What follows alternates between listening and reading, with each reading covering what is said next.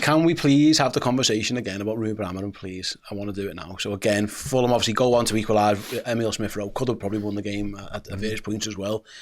That now, Luke, I'll start with you. In his last 28 games, Ruben Amorim, in all comps, he's lost 14. He's let in 30 goals, conceded 45. In the league, he's won just 7 of his Premier League games in charge. Statistically, of the first 29 games of all their managers since Ferguson, he's the worst. He's the only one with less points than games. He's on 28 points from 29 games. They conceded more goals, 45, which is significant. The next was Ten Hag, actually, with 36. They've scored considerably less. 28, again, the fewest after that was actually Erik Ten Hag with 35. Their goal difference, therefore, is obviously miles worse. Like, they ran all of these guys out of town.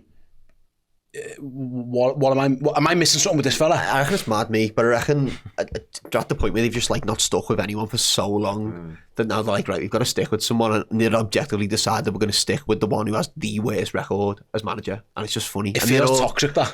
Yeah, it's mad, isn't it? It's absolutely mad, I reckon. And they're all singing like Ruben Amorim's bringing the glory days again and all that, and he's just garbage. Where's he bringing him from? He's objectively shit. Like, he's so bad.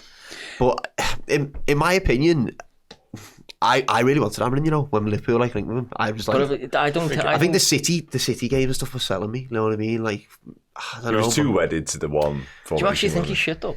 Yeah, I reckon he's garbage. I reckon his free back's awful. It will not work in the Premier League. He's doing things that make me think his head isn't like this thing where he keeps rubbing his centre backs with 5 minutes to go to try and do so. I don't get. I also reckon he's really dropping centre backs. He just brings the centre. Like Rafa, I used to obsess with changing his left back, and I'd be like, "What are you doing?" And it never worked really. And he's got this mad thing. I've got even the stats like Gary Neville at Valencia was 28 games, 11 defeats. Ruben Amorim's last 28 games at Man United, 14 defeats. Like that is rough. Like that feels like it's going to be wrong. Yeah, is that definitely right? Yeah, if you're now shitting Gary Neville's managerial career, honestly, he's won 7 Premier League games, 3 of those against the teams that are now relegated. He's had good wins against Villa. He had a good Manchester City and a couple of others there. Fulham actually, ironically, very late on. He had a late winner there last year. Because United always win. Martinez deflected goal, remember that? Yeah. United always win at Fulham until Ruben pops up. Like, I understand the idea of giving someone time and settling in, Dan, but are we seeing anything that it's working? Other than now, it's not working just with better players. That is definitely true. But I must admit, last week's performance, and I know they lost and they didn't score, I'm aware of that, but the way they played against Arsenal, whether Arsenal having an off day or not, I'm not sure, but they looked far more competent and more at it than they'd ever looked. They looked nothing like they looked last season. Can I have a rebuttal? Go on.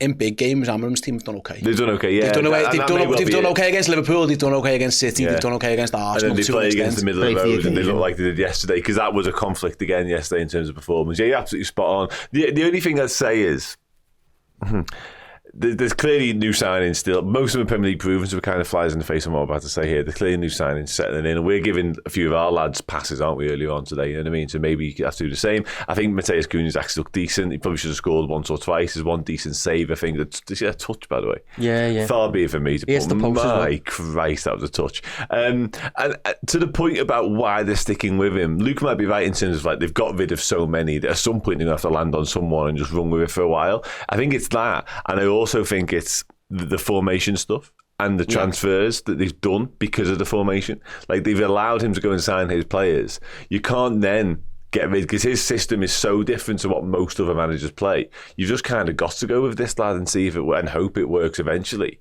The only thing I would say is obviously he's got rid of loads in terms of like some aren't involved anymore, some have actually left the football club. Whilst I think he's signed good players, I don't think he's addressed the main issues in the side, in terms of like the goalkeeper. I mean, they probably need another centre half still. They've signed loads of 10s. They just keep signing, and I'm not sure. They don't play the 10 as well. They don't play the 10 either. They play. Well, I don't think you'd say like a double 10. 10s, yeah, like wide 10s, but I don't know. I reckon a wing would be better there. Fernandes could have been one of them, and instead they've just bumped him back to the 8, and he's probably not ideally suited to that because of defensive duties that now he's got to do. Whereas they had Mason Mount, they had Fernandes, and they've got to sign, again, good players, Cunningham and Bremo, but I'm not sure they were the main issue for them personally. They've still got a major headache in goal. Major headache. I don't reckon he's a good man manager though, mate, because I think, see about the amount, obviously we don't know from the outside looking in, do we, but like, we only say what's going on. He's forcing loads of players off the club. He's frozen out Højlund, who's like 20, by the way. You know what I mean? Like, and he paid a lot of money for him. Like, he clearly wasn't keen on Rashford, got rid of him. I reckon it's more to do with him. Obviously, he's not happy with Onana either. I reckon he must just be really stubborn. Like, if you have an argument with it, that's it, mate. You know what I mean? Well, he told, your second choice. He told during training that he wasn't part of his plans anymore. And I reckon that's mad. There's a Kobe Mainoo situation rumbling on at the minute as well, and he was the second coming of Iniesta, Xavi, Busquets, all rolled into one 12 months ago, and now he doesn't fancy him. My thing, I've always had this feeling, I'm not quite sure you can win with this formation, is where I kind of sometimes I settle on. That might be different. I know Antonio Conte did it a while ago, but footy's a little bit different now. It's more, again, I go back to it, I'm all for process, I'm all for giving people time, but I think you'd want to see you'd want to see more, you go back to the stats. At some point, with the players you've got, even no matter what system, and even if you're not completely happy with your squad, like Man United, some of the games that they don't win, they've got better squad players than everybody they're playing against. You know, it's mad because I saw BBC put out and they deleted their tweet, you know, a disappointing result for Man United, and everyone was like, they finished 4 points below Fulham last year and couldn't win a game. Like, it might not be, but the fact that you're saying that in itself, again, for Man United, is quite telling. Yeah, it's difficult now. Like, I think a lot of the managers that he's currently got a worse record than, he is better than, for me. I think he offers a lot more hope, for example, as when it comes to the future at the club than someone like Ten Hag did. Yeah. I think the reason he's got a worse record than these is because he is the only manager that I can recall, apart from Louis van Gaal, who's come in and hasn't immediately prioritised short-term results because of the status of the club, the demand for success immediately. Everyone buckled immediately. Ten Hag buckled after about 3 games, I think.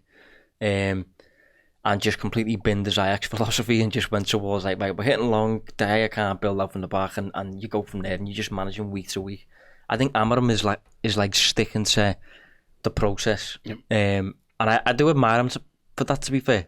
But I think they're miles away from it.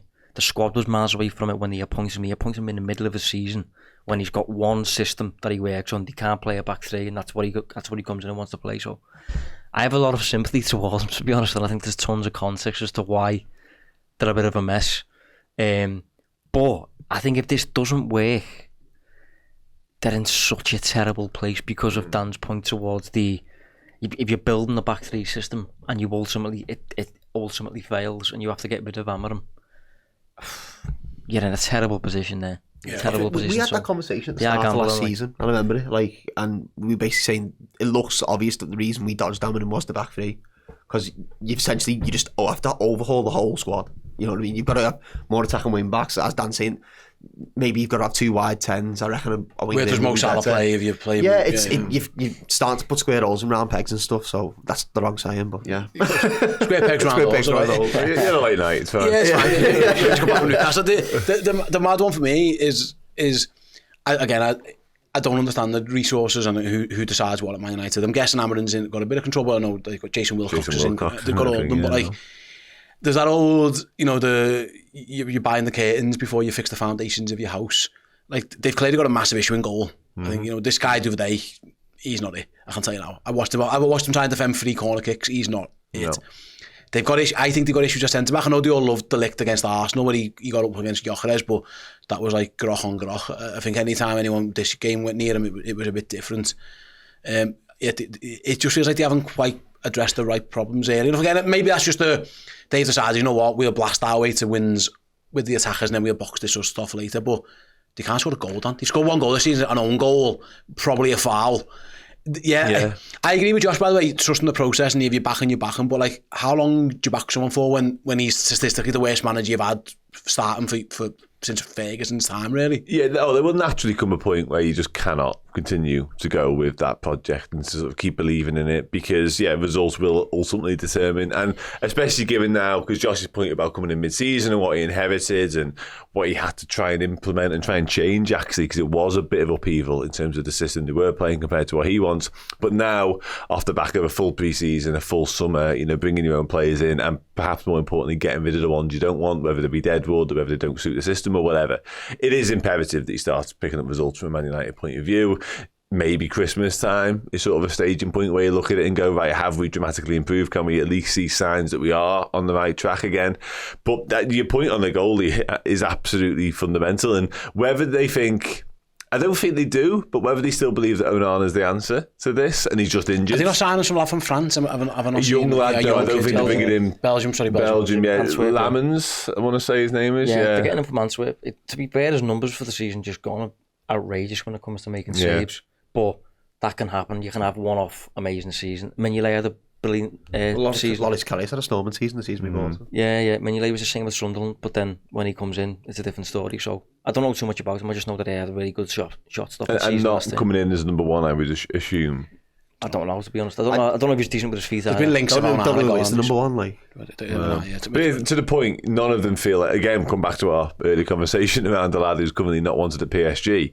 That feels like, and if United were serious about being serious again, that should be a conversation today. I hope they don't, for what it's worth, because I think it'd be a massive upgrade. And again, fixing a problem that's clearly there. If they don't solve the keeper thing, they're not in any conversation for Europe this year for me. Simple as that. That's fair enough, yeah. Again, I don't get this. I'm less optimistic. From my point of view, I love it. You just don't think it's going to work at all? I've seen nothing from him, really. It's big game stuff I have seen when he's done really well, and he's got them to set up a counter. I think... And again, I'm maybe really disparaging managers. I think it's easier to set up teams to sit back counter-attack and with pace on the break, with your Garnachos or your Amads or your Rashfords at the time. I think games that you're expected to go and get on the board and dominate, that's going to be really tough for free at the back. Like, really tough. You need one of your centre-backs really to be able to stride into midfield with the ball, and they've got two big massive lumps, and then Martinez, who's not that either. So that Yolo will be that, I assume. But again, as he doesn't really do that either. I haven't seen that from him yet. He's a kid, and that's a lot. I think Luke Shaw can do it, but he's never fit. But he started the season. He started the season well, but you can't count on him. No. It's interesting. But I'm listen. Keep going, Ruben. All the best, pal. I hope it carries on going exactly how it's been going.